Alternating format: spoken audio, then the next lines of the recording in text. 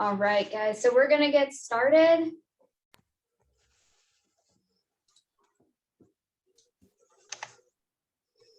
All right, awesome. So I'm Master Sergeant Laura Arnold, and I'm part of the 318th recruiting team here in Burlington, Massachusetts. We cover all of New England and Europe as well.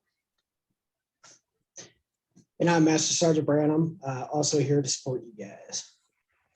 So, and we're very, very lucky to have Lieutenant Colonel Parrish on board, and also Captain Choi is also here. And we're going to go over, or they're going to go over most of the slideshow here.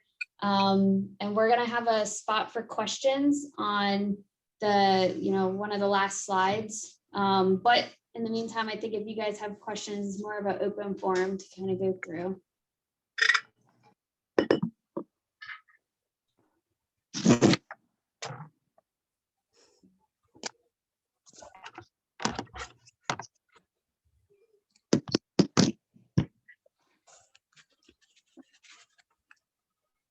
Okay, so I can go ahead and get started.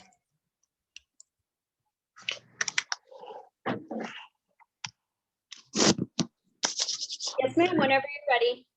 Alrighty, so thank you again, Master Sergeant Arnold and your team for allowing me to participate in this briefing. I am very excited to brag about the Dental Corps. I simply love it, and just giving the insight and knowledge of the great benefits of being part of a awesome global organization. So again, I thank you for that, and thank you to be working. I'm excited to do this with Captain Choi. She's awesome and she's amazing. And so, so again, just thank you very much for this opportunity. Again, I am Lieutenant Colonel Parrish. I am a general dentist for the Air Force. I am from Washington, D.C. I did my undergraduate studies at Xavier University of Louisiana, and then I went back home to attend Howard University College of Dentistry. In my sophomore year, I was approached by an HPSP recruiter. Her name was Staff Sergeant Tina Williams. I will never forget her because meeting her had changed my life forever. She introduced me to a world of the military that I didn't know, and I absolutely fell in love with the Air Force. And so I did apply for the HPSP program. I applied and I was awarded the scholarship. And so the scholarship paid for my junior and senior year. And so after I graduated from dental school, my first duty station was Keesler Air Force Base in Biloxi, Mississippi. And that is where I did my AGD-1 residency. And from there, I went to Osan Air Base in South Korea, then Ramstein Air Base in Germany, came back to the States, Shaw Air Force Base in South Carolina. And I am here now in Texas at Joint Base San Antonio, Fort Sam Houston. Right now in this role, I wear 3 hats. I am the dental training flight commander for our dental training for oral hygiene, dental assist, and dental lab. And I'm also the program director for the dental assisting program. And I'm also an affiliate provider. So I do have to keep my credentials and I do have to see patients. And so I'm able to see patients at the 2 local Air Force bases here, which is Lackland and Randolph. And that's how I met Dr. Choi and how we're working together. So I've been in for 14 years now, and I'm going to continue to keep on going till the wheels fall off. So that is me in a nutshell.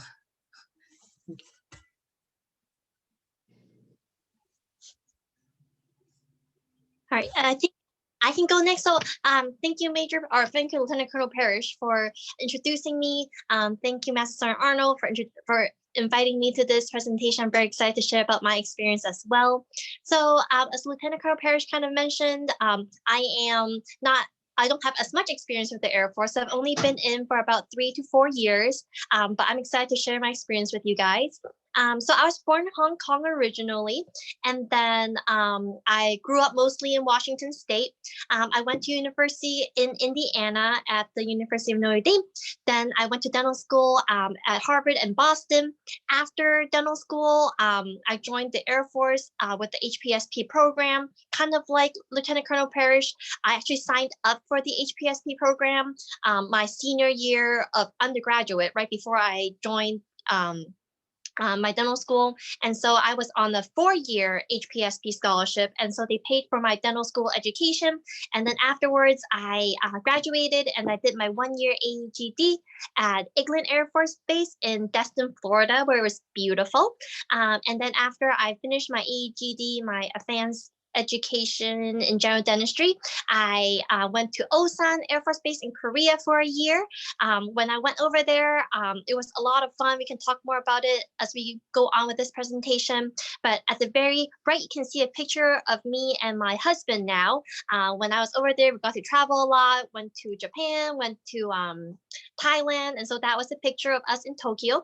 And then after my 1 year in Korea, I came over here to Randolph here in San Antonio, Texas, where I'm now a general dentist here at this clinic. And so that's my introduction, but as we go on with our presentation, we'll definitely discuss more in detail about the aspects of my job and anything else you guys are interested in.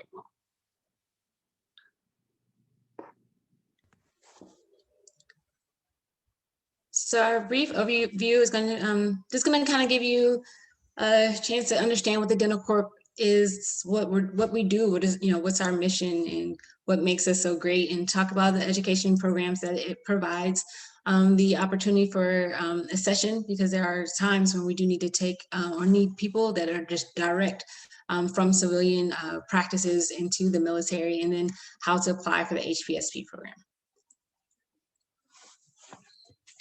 So why should you even consider Air Force dentistry? Well, our mission right now, our Dental Corps mission is to provide innovative, expeditionary airmen supporting global operations and to ensure a dentally ready force through trusted care. And what that means is the Dental Corps plays a huge role in making sure that our airmen, the war fighters, and the ones that support the war fighters are healthy and are able to complete the mission.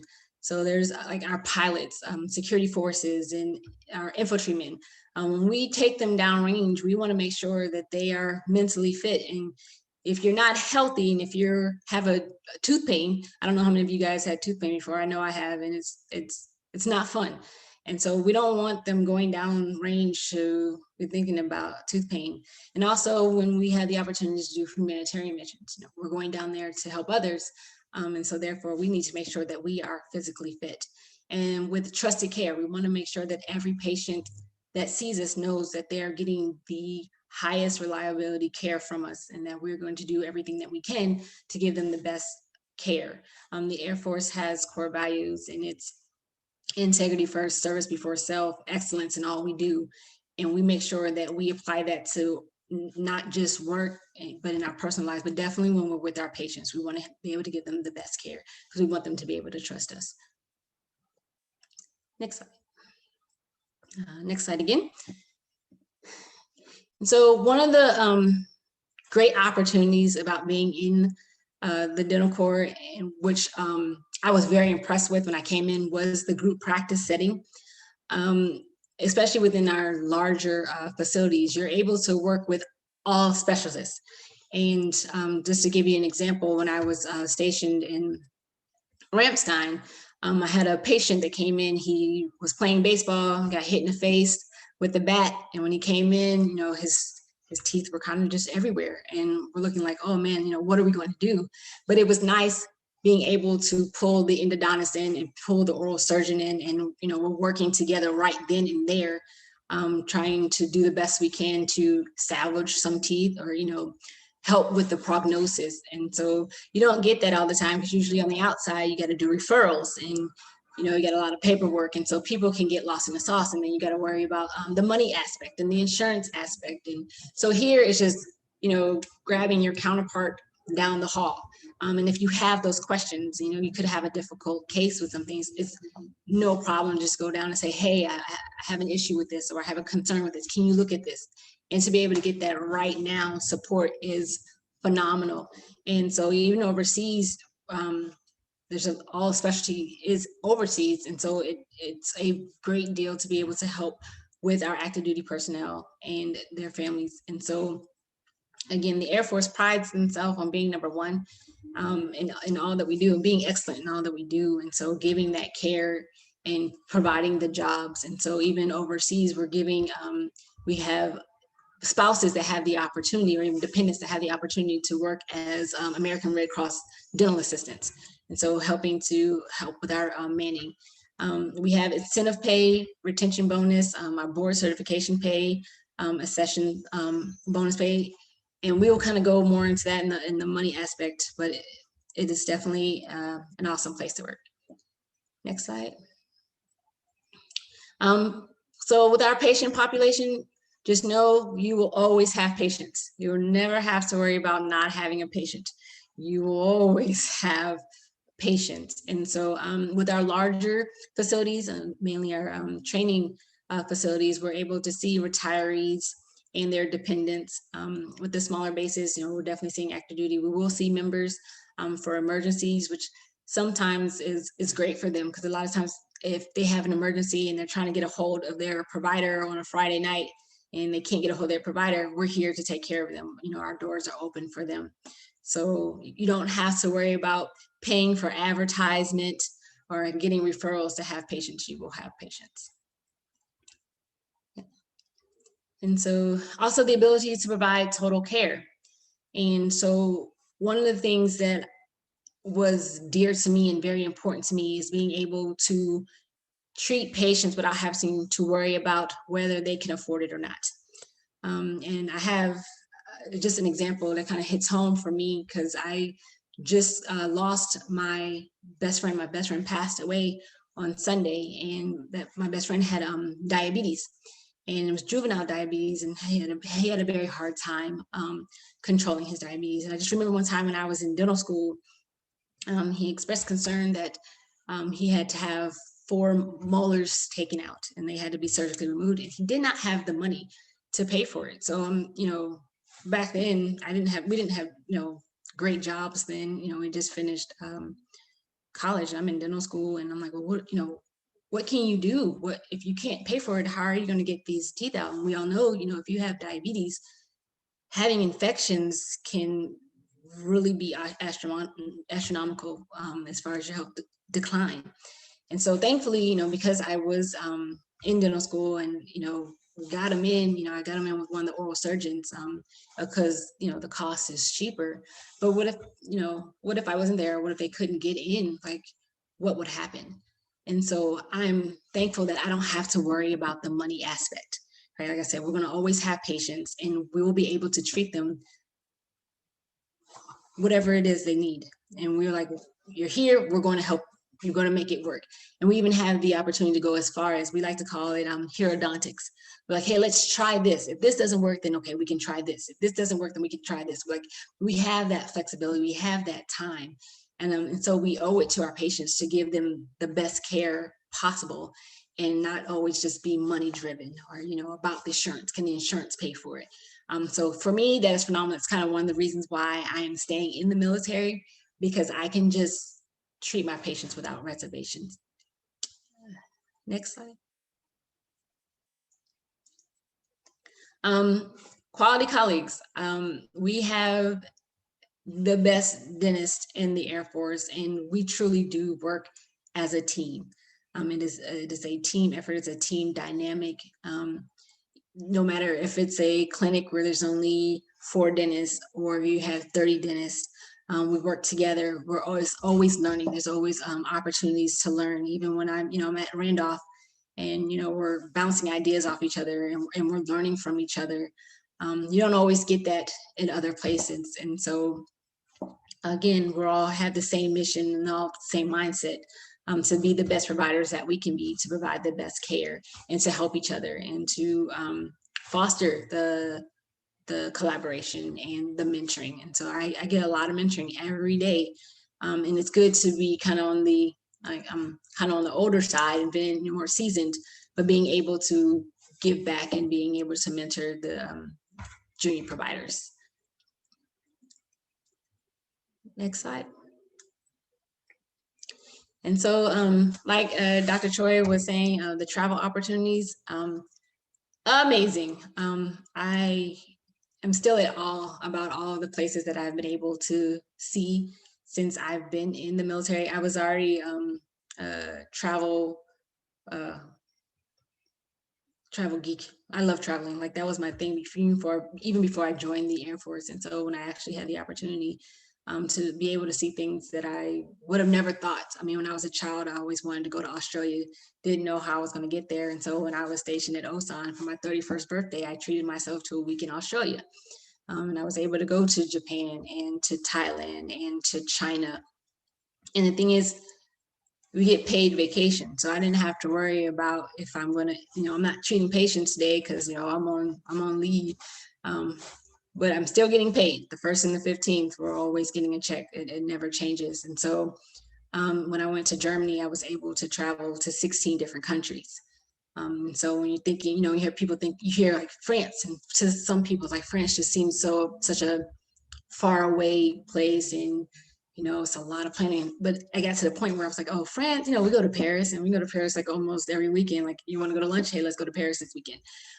So being able to not just be a tourist, being able to live there. And it's also an educational piece.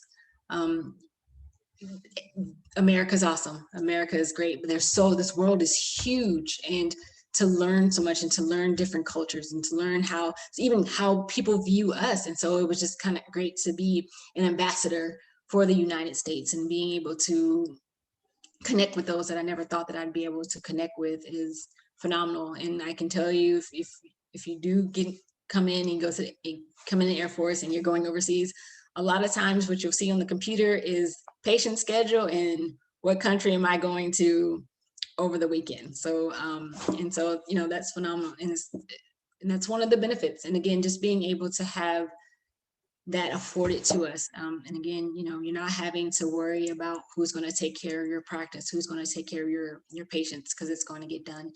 And it's wonderful.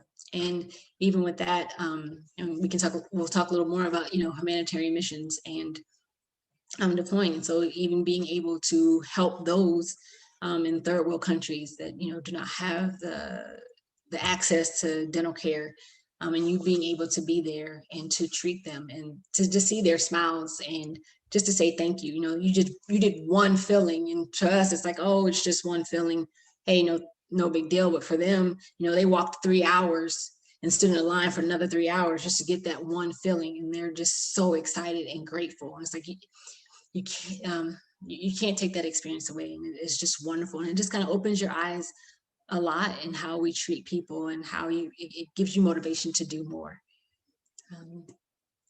Next slide. Again, having the opportunity to be a leader and to make a difference. And as we go up in the ladder and as we're getting promoted, we're able to have more leadership opportunities. But even now, even with Dr. Choi, she leads a lot of programs. And with our preventative and programs with infection control, we have that ability. So it kind of takes you out of your comfort zone, not just being chair side. We're great and we're awesome chair side, but we have abilities to do other things. And so the Air Force allows us the opportunity to grow us into becoming leaders and to making differences around the world and within our communities and outside of our communities. I'm very thankful for that. And I always loved education. I knew that I wanted to do the education route. And so, the fact that I was able to live out my dream, I'm here as a program director in education. I think that's awesome. And it would have been a lot harder in civilian sector. And here it's just, hey, raising my hand, and then other leaders saying, okay, we see what you can do. We see your motivation. Okay, we'll put you here. And it's been a phenomenal experience. And I love it. I love every minute of it. And I'm loving being a senior officer, because again, when we talk about the mentorship opportunities, like I am able to see the students that come in straight from high school, and a lot of them have coming from really bad backgrounds, not really sure what they want to do in life, and so they decide, okay, I'm going to go into the Air Force to see if I can have a better life for myself. And so being able to connect with them and to direct them or help them create their path and help them to understand their purpose in life and their motivation. And we like to say your why, to know your why, and having that opportunity to help get their footing and create a foundation, and then to watch them and to see them grow I've been in, again, for 14 years, and I've been able to see those airmen that came in from high school having dreams, and then having those dreams come true, and being there and supporting them for their graduations. Having the airmen that say, I want to be a dentist, and they become dentists, and I'm yelling and screaming at their graduations and excitement. And so that's is awesome. So next slide. Air Force is definitely top rank with education and with the residency programs that they have. The Air Force pride themselves on being the best of the best. And I can tell you that we do have exceptional residencies programs here and fellowship programs. And you are part of, you're getting an education. The Air Force is paying you to learn. They're paying you to get knowledge. They're paying you to have an education. And not only are they're paying you, and it's pretty good. And you will see when Dr. Choi starts talking, like, you will see the benefits of what the pay is and the salaries that we have, but also we have medical benefits. You are in a residency, they're paying for you to be in this residency, and you have full medical benefits. Your family has medical benefits. That's top notch. And a lot of programs do not have that, so Air Force is number one, and we do produce well-renowned providers. And that picture right there is a picture of the Air Force postgraduate dental school. It's very nice inside. Next slide. So as you can see with this slide here is just talking about the educational debt. And so I can say 14 years ago, I came in the Air Force. It paid for my junior and senior year for the scholarship. I still had to pay my full year sophomore. I had to pay for half my freshman year of dental school, and then I still had to pay for my last year of undergrad. So I came in the Air Force with $100,000+. So it's a lot, and dental school is very expensive. And I was kind of on the low end of Howard, because I know some of my colleagues that came in, they had $500,000 worth of debt that the Air Force paid for. And even again, with our retention bonuses, I was able to pay off my student loans in 7 years. And so in that 7 years, I was still able to travel to Australia and travel to China and still be able to live a full life. And so I'm very grateful to the Air Force for that. Next. So the Air Force does have accession opportunities. And so what that means is if there's a need, they'll have civilian providers that will apply and will be able to get into the Air Force. We call it direct accession. And so I even have one of my classmates from dental school, and we both graduated in 2007, and she was having a hard time with her practice. She was living in California. It was expensive living there, and just trying to get the patients that she needed to kind of keep afloat with her loans, and she was struggling. And so I'm always talking about how awesome the Air Force is, and she's like, okay, I'll try it. So she joined the Air Force. I think she's about 3 years now, and she loves it. Like, she loved it, and she was kind of nervous about where she was going to go, and her first assignment was to Alaska. And a Cali girl from California going to Alaska, she wasn't sure about that, but she loved it, and she wishes she would have made this decision sooner. So again, if it's a need, the Air Force will definitely reach out, and it's great, and we have a lot of direct successions. Next. So the financial assistance program, it's not currently open right now, but it's just based on the manning. And so what this does, it helps with current residents that are doing civilian residencies. So they help them to pay for their residencies, and the goal is to augment the dental corps manning. So if we're critically manned, which means we're undermanned, we don't have enough providers, those that are participating in the FAP will receive a grant every year that they participate. And so they'll receive a monthly stipend and help with living expenses. And so upon completion of the residency, the applicants will owe the Air Force a minimum active duty commitment of 3 years or 1 year service for each year of participation. And so, but right now, there isn't a need for it. But again, the Air Force does provide those segues and so those pathways to be able to help assist others with paying for their education. And next. All right, Dr. Choi, take it away. All right, thank you so much, Dr. Parrish. I appreciate it. And so now we're going to talk about the HPSP program, which hopefully is a lot of you guys were eligible for. So again, this is the program that I did about 3 or 4 years ago. And this program is for students who are either applying for dental school or students that are already in dental school. And this program is fantastic. What it does is it's a scholarship program that covers the tuition, the fees, the books, lab fee, pretty much anything that your dental school requires is going to cover. So let's say for my dental school, they also required health insurance and actually also covered that as well. In addition to covering all your costs for dental school, they also have a monthly stipend for you to help with rent, food, things like that. And then after graduation for the scholarship, the people who receive this scholarship will own the Air Force at a minimum 3 years or 4 years, depending on how many years that the Air Force helped fund the schooling. So let's say for me, I went into dental school and the Air Force paid for all 4 years. So my commitment was 4 years versus someone who might have applied, either their first or second year of dental school. If the Air Force paid for 2 or 3 years, then they'll own a minimum of 3 years. Okay, next slide, please. And so in terms of how to apply, well, you're already at this presentation, which is a really good start to get some information. For civilian applicants, you can find a HPSP recruiter, or you can also email this email that was at the beginning of the presentation and get in touch with Master Sergeant Arnold if you're interested in applying. For other students who might be ROTC or already active duty, you can contact Major Swank. Actually, it's Lieutenant Colonel Swank now. She just got promoted at the AFPC here at Randolph, and she can give you more information as to how to apply as well. Next slide, please.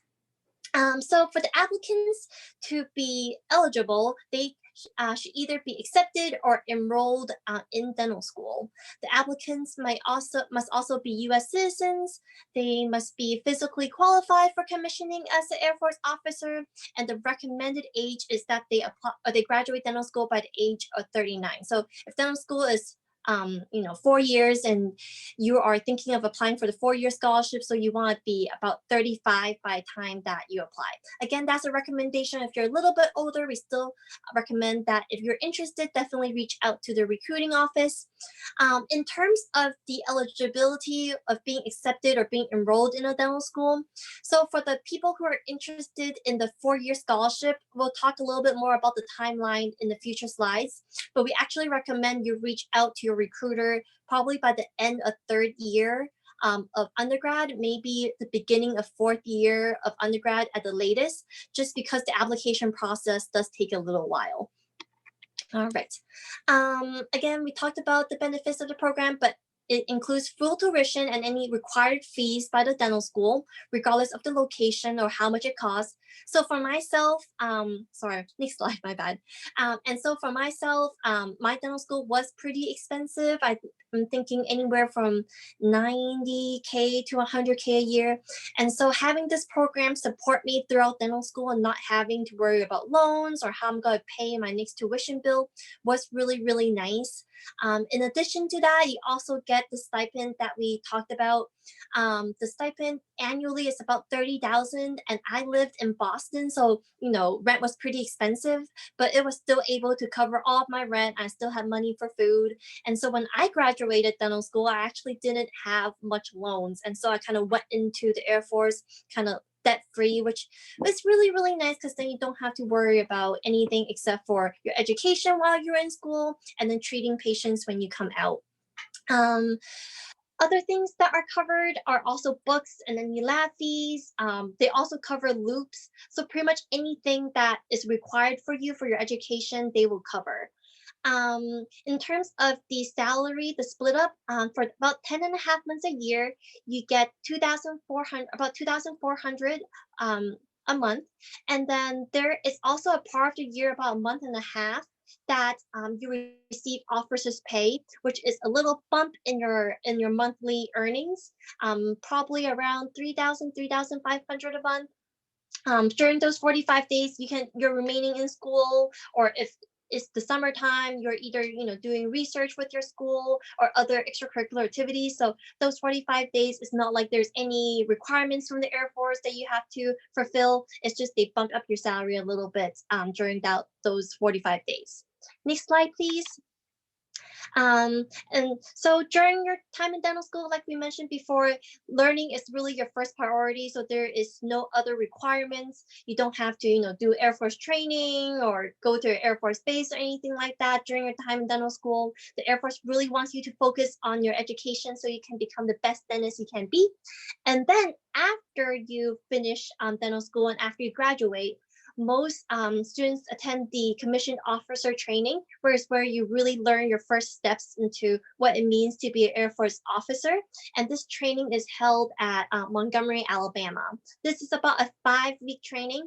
And then after your training, at the base in Alabama, that's when you would either attend the AEGD-1 residency if you're selected for that residency, or you just go to your first base and start your position as a general dentist. Again, with the applicants, we do stress that, with being in the Air Force, we want to be physically fit and mentally fit. When I joined, I know I was not exactly, the most athletic person out there. And so that was one thing that really concerned me about how fit I had to be. And so when they say physically fit, you need to be able to run a mile and a half, you need to be able to do a certain number of push-ups and sit-ups, but it's not like you have to be in CrossFit and be super duper muscular or anything like that. As long as you are healthy and active, you should be just fine. Next slide, please. And so with the timeline for application, like we kind of mentioned before, with the 4-year scholarship, so let's say, you are in your junior year of undergrad and you're about to apply for dental school, this is the time that you want to start reaching out to your recruiter if you're a civilian, so you have no affiliation with the military so far. The summer of your junior, senior year, that summer right in between those 2 years is when you want to reach out to your recruiter to start your application process. If you do have affiliations with the Air Force, like say you were active duty before or ROTC, you can wait a little bit to the fall or winter, but really the earlier you apply, the better, because there's always a process to it, and the earlier they review your application, the higher the chances you'll be awarded the scholarship, because those scholarships do run out. For students applying in dental school, you can apply for the 2-year or 3-year scholarship, but again, with those, the minimum time commitment for payback as a dentist in the Air Force is going to be 3 years. And really, if you're in dental school already, you're already eligible, so you should apply as early as possible to maximize your chance of getting into the scholarship program. And for the scholarships, typically for the civilians, they are rewarded in December. So the December of your senior year is when you'll hear back whether or not you are a recipient of the scholarship. And then if you're active to the ROTC, around the March timeframe, right before you start dental school, or if you're in dental school already, around the springtime is when you'll hear back regarding whether or not you received the scholarship. So really the main key here is, if you're interested at all, definitely reach out to your recruiter so you can start asking the right questions and starting the application process to maximize your chance of getting selected. Next slide, please. Here are some requirements with regards to our applicants. So for the 4-year scholarship for the DAT, you want a minimum of 19 or 20. For the GPA, around 3.6 or 3.4. For the 3-year program, 18 or 19 is recommended as a minimum. Obviously, you can strive to do better than that. And then for the GPAs, around 3.5 to 3.2. For the 2-year program, there's no minimum in terms of the academic requirements. And for applicants who are prior, active duty or ROTC, there's also no requirements as to DAT or GPA to apply. Next slide, please. In terms of the time commitment, like we said before, the minimum time commitment is a 3-year time commitment. So for recipients of a 2-year or 3-year scholarship program, there's a 3-year service obligation. And then for a 4-year recipient, so if you got your full dental education, supported for, then it's a 4-year service obligation. The other thing that you should be aware of is the Air Force has the AGD-1 residency that you apply for in your last year of dental school. And it's a 1-year residency program that if selected for, you would do right after you graduate from dental school. And for that year, it's considered a neutral year. So it doesn't add to your payback, but it also doesn't count for a payback. So let's say, I graduated from dental school in 2017, and I did my AEGD residency from 2017 to 2018. I don't start my 4-year service obligation until after I finish my AEGD in 2018. So my 4-year service obligation goes from 2018 to 2022. Next slide, please. And with the AEGD-1, it is a really, really good residency program. So like Lieutenant Colonel Parrish was talking about, the Air Force education really is top notch. And during this education program, I did procedures that I have never done in dental school, and it really add to my confidence as a provider, especially, now that you're out of school and you're a dentist on your own, sometimes at remote locations, sometimes, in another country where you might not have the resources that you might have here in the States. You want to be really confident in your skills, and this AEGD program really helps build that confidence and your skill set. So during my AEGD program, we had specialists from all different specialties. So we had 2 prosthodontists, 2 periodontists, 2 oral surgeons, a pediatric dentist, an orthodontist, and even an oral-facial pain and sleep medicine doctor. And so you get trained on all these different disciplines. So I did anything from IV sedations of wisdom teeth to connective tissue grafts and aesthetic crown lengthenings. The Air Force is also really big on digital dentistry, so CAD cams, things like that. And it really expanded my skill set and made me very confident in serving our population in the next couple of years. In addition to the AEGD programs, the students who are graduating from dental school are also allowed to apply to the other specialty programs, such as oral surgery, pros, perio, ortho, pedo. And like Dr. Parrish was talking about earlier, the residency over at Lackland that the Air Force has is amazing. Everybody comes out very, very confident. They're very heavy on, making sure that they have the most advanced technology, and it's very research based as well. And so HPSP students are also allowed to apply for those specialty programs if they're interested as a dental student, and then the selection kind of depends on how many spots they have. Next slide, please. And so here again is the specialty training, all the specialty training that the Air Force provides. Again, we have the AEGD-1, and then we really have, all the specialties available that anybody could be interested in. And then we also have some other fellowship programs in case you're interested in, let's say, dental materials, or, treating medically compromised patients in hospital dentistry, anything like that. There's also fellowships within the Air Force that you can apply for. Next slide, please. So here is a map with regards to where the residencies are held. As you can see, for AEGD-1, they're kind of all over the country, depending on your preference and where you want to be. That is a 1-year residency, so you won't be there for too long. Like I said, I was over here in Florida on the very bottom at Eglin, and it was beautiful. We had the prettiest beaches over there.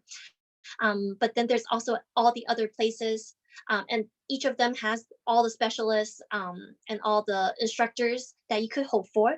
Most of the other specialty, the residency for the endo and ortho and pros and perio and oral surgery, they're located here in San Antonio at the new dental school with all their fancy new equipment. And so just depending on, where you see your future kind of being, you can kind of plan out where you want to be. When you're applying for AGD2 or AGD1, you do rank in terms of, where your preferences are, and the Air Force does try their best to match you where you want to go. All right, next slide, please. All right, so that is the end of our presentation. So you have lots of decisions to make moving ahead. The Air Force honestly has been a very good career for me. I've enjoyed my time here, met some really great people. I love treating all my patients. They're all fantastic. I love, like Dr. Parrish was saying, one of the main reasons that I chose to go to the Air Force as well was the ability to be able to provide the best care for my patients without having to worry about dental insurance. Because as you guys are probably aware, with dental insurance, it's a little bit difficult, more difficult than medical insurance in that sometimes the coverage is not the best. But with the Air Force and everybody, all the active duty being covered under TRICARE, we don't really have to worry about costs for them. And so instead of maybe doing dentures, we can do implants and really help improve the patient's quality of life, which I have really enjoyed. And so I'm going to turn it back over to Master Sergeant Arnold, and she's going to see if you guys have any questions, and we'll go from there. All right, awesome. Well, thank you so much. I really appreciate it. I guess I'll leave it open to the floor, see if anybody has any questions before I go to my questions that I typically get from the field. So if anybody on here has anything, please unmute and go for it. Master Sergeant Arnold, I just saw a question from Josh. Is it from Net? Am I saying that right? Yeah, bingo. Okay, good. And so I just want you to correct me if I'm wrong, but from my understanding, to do the HPSP to apply, you can only apply for either the 2 year, the 3 year, the 4 year. You couldn't do multiple years. You just had to pick which one you want to do. Am I correct on that? Correct. Yes. So, Okay, and that also depends on your GPA and your DAT score. So yeah, we could definitely talk offline about that, Josh, whenever you're ready. Okay. Awesome. I have a question, please. Yes. I'm an international student, but I'm not a US citizen yet. Can I apply? Unfortunately, no. Right now, we're only accepting US citizens. But once you get your citizenship, for sure, you could definitely apply at that point. It's going to be after I graduate from the dental school. Oh, okay. So, I mean, hopefully at that time, we might have some of those specialties available. But it seems like you might be coming in a little bit later just because of your citizenship status. Thank you. Yes, sir. I have a question. You go first. All right. So I'm actually went to dental school in Brazil. I graduated as a dentist there, and I came to the United States. And right now I'm enrolled in the dental hygiene program at the University of Bridgeport.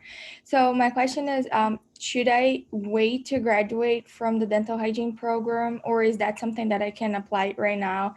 And also because I know I looked into go to dental school here, and it has to be specific schools with the foreign trained dentist.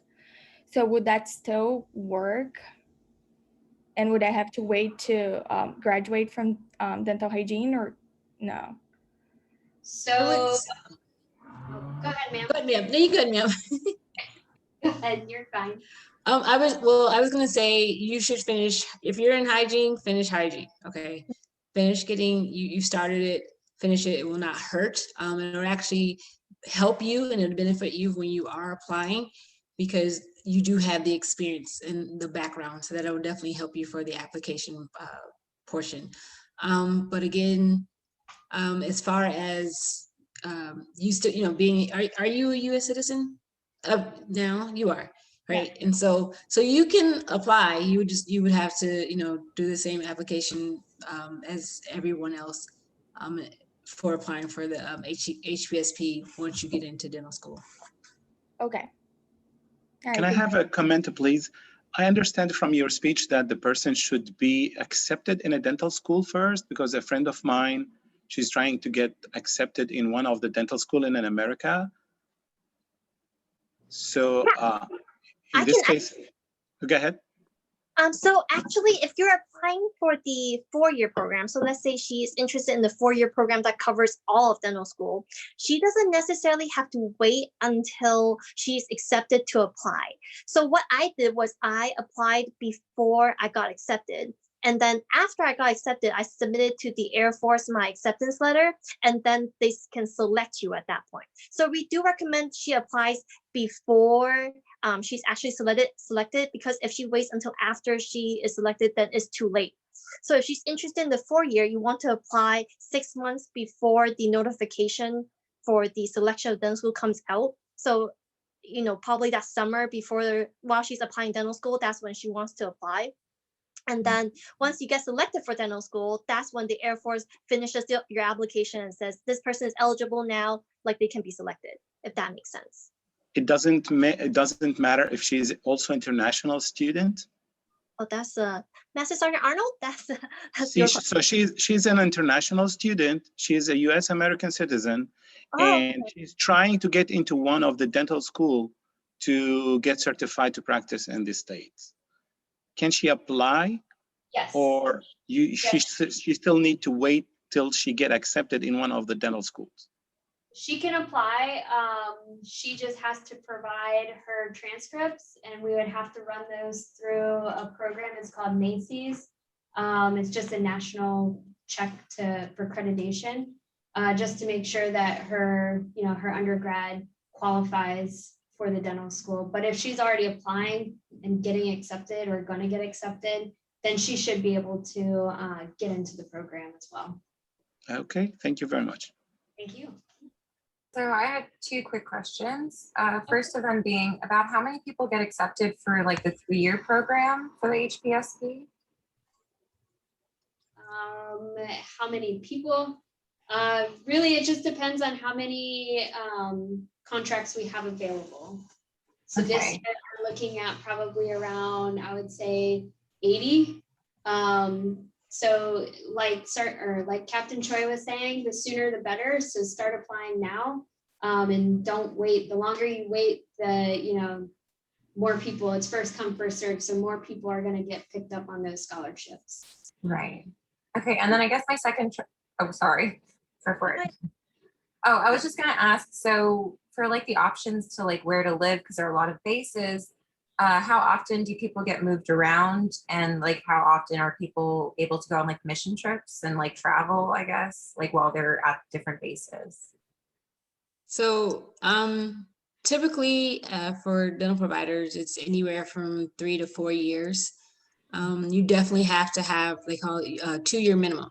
So sometimes depending on the manning, you couldn't be there for a little over 2 years, and you may have to move, but usually it's typically 3 to 4 years. And the traveling is kind of up to you and what you want to do. And it doesn't, it just depends on if if you're in the country and, if you are never been to the Midwest and you want to go to Midwest, okay, you get to travel. Or if you're in Europe, or it's up to you as far as the traveling aspect of it. I do know there's some people, they just don't want to leave their homebodies, and they're living in Europe, and I'm like, why are you sitting? It's a nice weekend. Why are you sitting here? But some just don't want to go, where there's others, they're gone every weekend.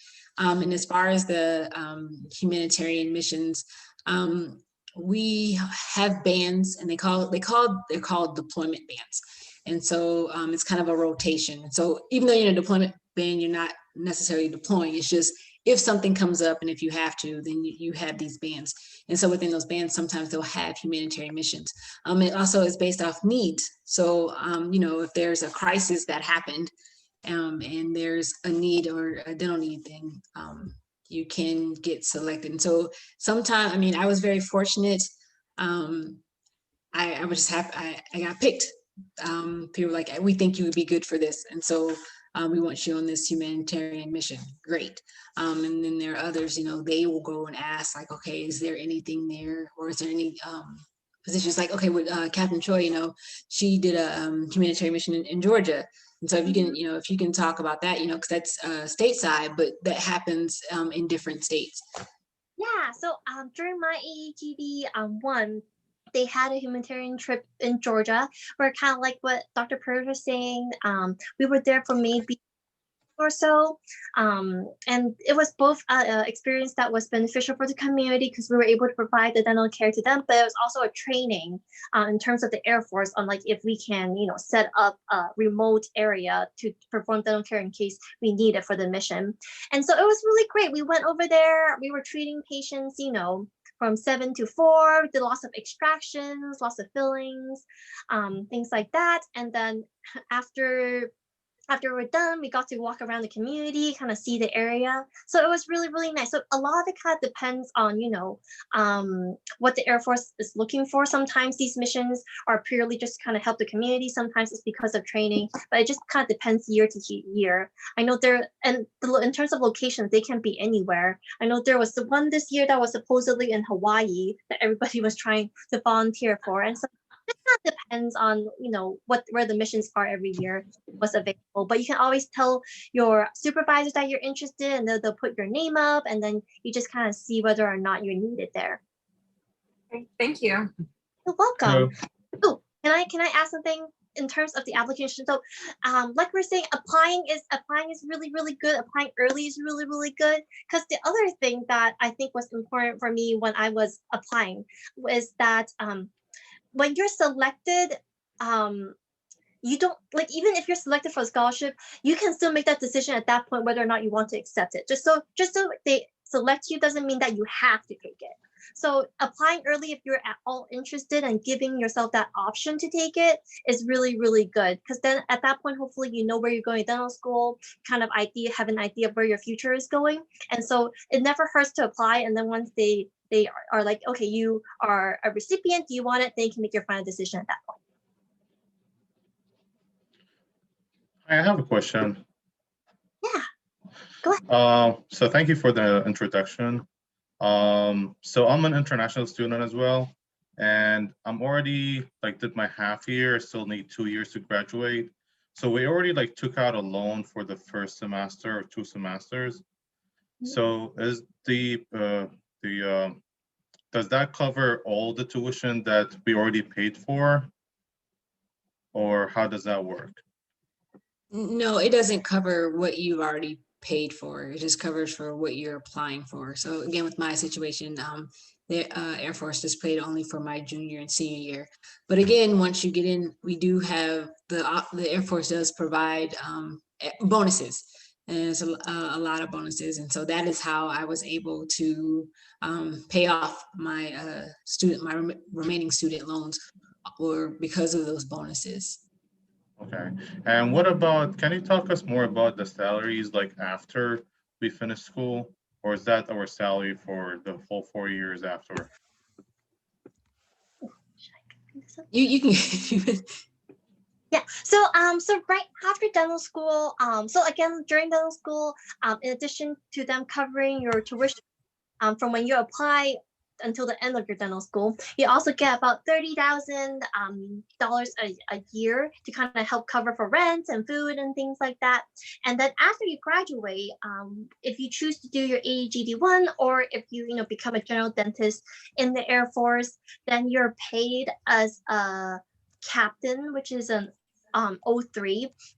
And so the pay, I'm not 100% sure what the officer 03 pay is, but for me, just personally, there is the officer pay, there is the basic housing allowance pay, and then there's also the specialty pay for being a dentist.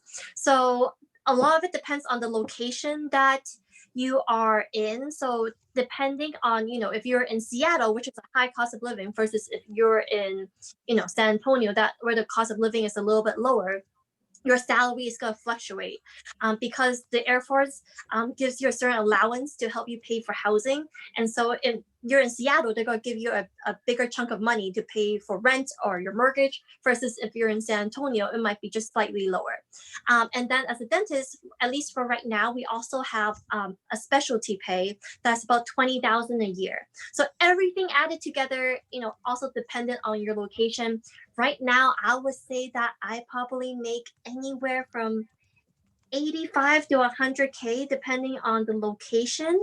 And then depending on if you become a specialist, there's also additional pay for that. And then let's see, and then depending on if you have dependents, if you're married, all those different things. But the other thing to consider is that with the Air Force, they also include your health insurance. So you don't have to, take extra money out of your paycheck to pay for health insurance and things like that, which is also a really big help. I hope that answers your question. If you It does, it does. About health insurance, does that cover the whole family or just individual? Whole family. And I would just say, I don't know if you can see, I have a little scar right here. I had to have neck surgery. And it was kind of random at an immediate surgery. And so it would have cost $75,000 on the outside. And I did not have to pay for that at all. And on top of that, I was out of work for 6 weeks. And so I just think about like, okay, if I was out in the civilian sector, who would be watching my practice for 6 weeks? How would I be making money for 6 weeks? But here I am, I didn't have to pay for my surgery. I'm still getting paid while I'm doing, while I was on convalescent leave. And so it's a big deal. A lot of people don't think about that, but yes, your children too. My son also, I have an 8-year-old and he had to have surgery at one point and I didn't have to worry about it. And again, we have some great providers, medical providers as well. So that they're getting great care. Your family's getting great care. And so that definitely helps to ease the mind on a lot of things, not just finance. Thank you. Thank you for the answers. I looked on here and I tried to answer. I'm trying to go as fast as I can as far as the questions. I typed it out, but I'll just say someone had asked about, this is Robert Perez, as he asked about how many 4-year HPSP does Air Force offer per year and how competitive is it? And so currently the Air Force has been accepting around 50 applicants or so. And so it's in total, it's not really, they don't have a direct quota. And correct me if I'm wrong, Master Sergeant Arnold, from my understanding, they don't have a direct quota for, we want so many 4 years, so many 3 years, so many 2 years. It's just based off of the manning and the need. It is, I will say it is very competitive. But like Dr. Choi said, a lot of people who apply don't always accept the scholarship. And so it just changes, and changes every year as well, depending on the manning and what the Air Force needs. I don't know if you want to add to that, Master Sergeant Arnold, or anything. So that is very true, and thank you for bringing that up. So yes, our HPSP scholarship program is not broken down in numbers by a certain amount of years. It's just HPSP in total. So yeah, when you're looking at the numbers, but don't always take that to like, oh, I'm not going to make it. You might as well just apply. If you're interested, please apply, because your interest is just going to show how committed you are to the process, basically. Because like Lieutenant Colonel Parrish said, people do drop off.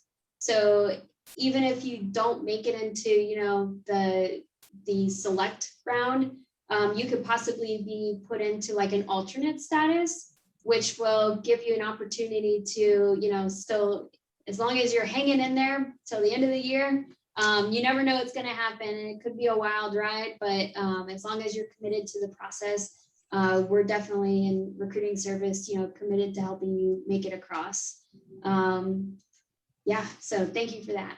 I want to add to that. So I actually had a friend that applied with me at the same time, and she was 5th alternate, and yeah, 5. But she still made it in. So we came in together. We were able to go to the same base together, which is pretty awesome. And so, we were able, and that helped with cost too, because she was my roommate at that time. So, so I'm all for apply. And that's with anything in life, just try it. because you're not doing it now. So you're not really missing out on anything, right? If you're not doing it now anyway, so just apply and anything could happen. Right. And so,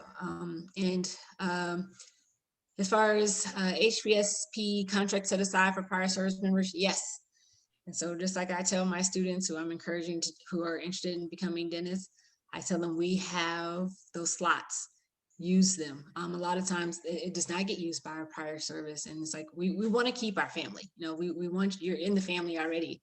And so we want to be able to keep you in the family, and, you know, and I would love for you to be my colleague. So yes, there are slots, and we do, and they never go filled. They're always go unfilled. So definitely apply if that's what you're thinking about. And if you're a reservist, you would have to talk to your reserve command, because again, they have a manning. It's all about manning, right? And it's all about the needs of the mission. And so you would have to talk to your command, your reserves command, to kind of talk about your timeline. Like, when is it that you wanting to apply to dental school? And because you won't be, once you graduate from dental school, you will be going on to active duty. So you won't be in that reserve status anymore. So that's a conversation that you will have to have with your command. And then, yes, you can definitely reach out to Master Sergeant Arnold that way. But so we get a lot of reservists as well. A lot of my students are reservists and they're Air National Guard, and I have I do see them come in. And so it's just a matter of having that communication and letting your leadership know what you want to do, what your plan is, because timing is definitely everything. So yes, you can do that, because the application for dental school is the same for everybody across the board. Thank you. Does anybody else have any questions right now that they want to have answered? Because I do have some questions that I normally get from the field, so I could definitely ask those if you guys are ready. Okay, cool. We'll move on. So number one question that I get from most students who are interested in doing the HPSP is, what does your normal typical day look like as a dentist in the Air Force? Dr. Choi, take it away. So it's pretty typical, honestly. It's a very typical day. So, you know, my work starts anytime. Some bases they start at usually 7, sometimes at 8, but usually at 7. So, you know, I come to work around 7. As you would any other dental clinic, you do a little huddle with your team just to make sure you know your plan for the day. Then you start seeing patient care from 7:30 until 11:30, and then during that time, you know, you're doing operative, you're doing extractions. Once a week, you're doing exams. And then from 11:30 to 12:30, you have lunch, which is great. And then after lunch at 12:30, you see patients again until around 13:30-ish. And so you're seeing patients for about, 7 hours a day for the most part. And then at 3:30, it's wonderful, especially for people who have little kiddos, to be able to get off work, you know, a little bit earlier than the typical 5 p.m. so that they can pick up their kids and spend quality time with their children. But then at 3:30, there is either PT time or childcare time, and then that's pretty much your work day. Occasionally on Fridays we have like team meetings and things like that, but yes, that's typically the work day for us. Awesome, thank you. So the other question that I do have is like a 2-part question. So what is your typical like patient load? I know that you answered already like how many hours, but like how many patients would that be? And then also like, what is your actual patient population as far as what you deal with on a day-to-day? Yeah, so like we said, with the Air Force, like you really get to see, you know, a diverse scope of patients. A lot of our patients are healthy and are younger compared to the general public, just because if you're thinking duty, you know, you're thinking people who are anywhere from 18 to maybe 40, 50s-ish. And so it is a healthier population. So we have less medically compromised patients, except when we see retirees occasionally, they might have more medical conditions. A typical day, I would say I see, if I'm doing exams, I would see maybe 20, 40 patients, 40 exams. And then if I'm doing, and then in terms of the other ones, it just kind of depends on what procedures you're doing. With the Air Force, we are proud that we focus on quality care. So there's never, whenever your boss would come to you and be like, oh, you gotta rush this case, like we have to see more patients. So we focus more on being able to provide quality care than just production. And so, if you feel like you need, more time on this case, it's a complex case or an aesthetic case, then you can have all the time that you need for something like that. But for a typical day, if it's just a filling, we'll say like an hour per filling, unless it's very complicated. You do a lot of CAD/CAM, a lot of crowns, some root canals, some extractions, like we said before.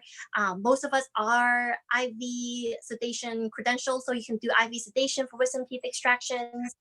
Really, the scope of care kind of you feel, as long as you're comfortable with that particular procedure, and you have shown that you are competent in it during your residency, and someone has signed you off that saying that you're credentialed for that procedure, you can do any procedure that you would like.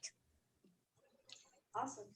So one of the things that I did hear about is that during the AEGD-1 is that you guys are specifically trained in certain ways of like sedation. Can you elaborate a little bit more on that? Yeah, so in dental school, we didn't get IV sedation trained. So IV sedation is a moderate sedation where you start an IV and you give patients medications. For the more complex extractions like wisdom teeth, where you have to open up a flap and take away bone, and so in order to make the procedure more comfortable with the patient, you get trained on IV sedation. So after you graduate from dental school, then you're fully able to sedate a patient they need to, for mostly wisdom teeth, sometimes for gum surgery, and then provide the surgical procedure that you need. So not a lot of residency programs do provide that credential. That's something that's very specific to the military, especially since we can be sent to different locations where they might not have an oral surgeon readily available. So they want all their dentists to be more or less very competent in extracting wisdom teeth. I have to say, I wish that I was, I had this briefing when I was coming out of dental school, because I was definitely afraid of needles. And like, I was in dental school and, I give injections, but, we didn't do sedations either in dental school. And so when I got to my residency and they were like, okay, so we're going in and we're going to go ahead and start IV sedate. And I'm like, what are you talking about? Yeah, we're gonna do IVs on each other. And I'm like, I'm not gonna do IVs on anybody. I don't want to stick anybody. I don't want anybody sticking me. I don't want blood. I don't like anything. And you're like, well, if you want to graduate, you're gonna have to do these sedations. And so I'm thankful for that, because I'm no longer afraid of needles or giving people injections. So and I'm very careful with my patients, but I'm thankful for that, because I was shocked. I was sitting there like, I don't want to do this. so you get really competent, you get very competent. Oh, yeah. So by the end, it'll be so easy, like a piece of cake. It's awesome. Mm-hmm. Okay, and then very last question is like, how would someone apply to the AEGD-2? And like, do they get to pick the specialty that they're most interested in, or is it like, okay, you've applied and now it's under the umbrella of AEGD-2, just going into it? So again, AEG2 is kind of lumped in with this. It's considered a specialty as well. And so all specialties have an application process. And so with that application, so if you are applying for AEGD2, is the blanket is, so it's general dentistry, but instead of doing the AEGD1, that's 1 year, it's now 2 years. And so it's a little more intense, but in the application process, you would, they would want to see how well you did in AEGD-1. So they're going to get your records from then. They're going to want to see transcripts, your dental school transcripts. Right now, you either you can get GRE, you can either do the GRE or you can do the ADAT. Have you guys heard of the ADAT at all? It's the advanced dental admission test. And so for a long time, we protested. And I was even one of those that protest because I was, I was out of school for a long time. And I'm like, I had to take a GRE and I have to learn math. And so I'm like, I like math, but all this like algebra, I'm like, I'm doing the procedures now. Like, so, if I'm doing perio and I'm doing all these procedures and, this is what I'm applying for, why do I have to take this other stuff? So, there was quite a revolt. And so finally, I'm thankful that the ADAT is around. And so they do take that in consideration. You will need some 3 recommendations, really strong recommendations. It is it is competitive. And so again, it's just that application process and knowing your experience. They want to know who you are. You do have to do an interview. Before COVID, the interview, you could go there. And so a lot of times they'll have what we didn't mention. So we have short courses and they're postgraduate short courses. And so it can be oral surgery, it can be endo, it can be perio. And so sometimes people who are wanting to be a part of that specialty, they would go to those short courses and that's where they would show interest and have their interviews. So that's the way to go. So again, AG2 is considered you're like a specialty as well. So they would consider, they call them the A dentist. Nice. Okay, great. Well, I don't know if anybody else has anything on here that they'd like to ask before we hit the road. Ask now, I guess. So, Oh, is 3 recommendations the max number that can be received from you guys, or is that just the number that you guys recommend? They're going to look at 3. So if you give them 5, they're going to look at 3. The only reason why I say that, because I did the same thing, right? So I was like, I'm going to go ahead and I'm just going to give you, I know you said 3, you need to follow the rules, but I was like, well, you just never know, but they're going to pick 3. So I would just say, I mean, you can do that, but just get your 3 heavy hitters. And it's going to be, you definitely, because you'll be in by then. So you definitely want one from your commander. That's definitely part of your 3. And you would want someone who actually has seen your work and can say, oh, you're a great clinician and you've done this and you've done that. They want to hear more about your hands-on experience, not just that you're a great guy. No, we know you are, but okay. Great. Well, sorry. Go ahead. Okay. I just was wondering if you apply to any of the other branches, does that make you ineligible to apply for Air Force? And then also, I heard from Navy that they only pick their 3 years from their 4-year applicant pool. So is that kind of like the same situation, or you guys like open up a whole new pool for like the 3 years? You're gonna have to pick one or the other. And I'll say this. Before I met Sergeant Williams, I was actually in the process of going Army. So I was pretty much done. Like I had just had one more form to fill out and to sign, but something told me that something wasn't right. I'm like, this just isn't, it wasn't sitting well with me. And like I told you, my friend and I were applying together and we were just in there like, I don't know, like this doesn't feel right. And literally 3 days after saying that, I met Sergeant Williams, and I'm so glad that I waited and I kind of like, let me make sure this is a good thing. And so that's how I ended up only having my junior and senior year paid for, because I was playing around with the Army, and so I had missed the deadline for Air Force. But you can only pick one or the other. And so again, like we said earlier, it's a total. If you apply and you're applying for the 3 year, that's what, and you're applying for the 4 year, that's what they're going to accept you for.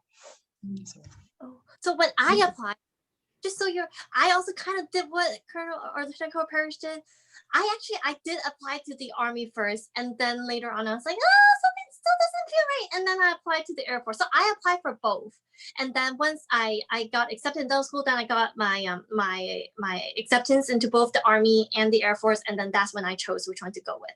Just so you're aware, so you can always open up your options. Thank you. I'm glad we made the right decision. Yes, we. Any other questions from you guys? All right, awesome. So I guess with that, we'll close it out. Like I said, if you guys are interested in the program, please feel free to reach out to the 318th organization box and we'll take care of you guys. If you have any other questions, please feel free to also email that work box and we'll answer any questions that you guys might have. Thank you again so much, Lieutenant Colonel Parrish and Captain Choi for being part of this presentation. We really, really enjoyed having you on. And so with that, I guess we'll log off now, but yeah, thank you again. Bye guys, thanks. Bye. See you later.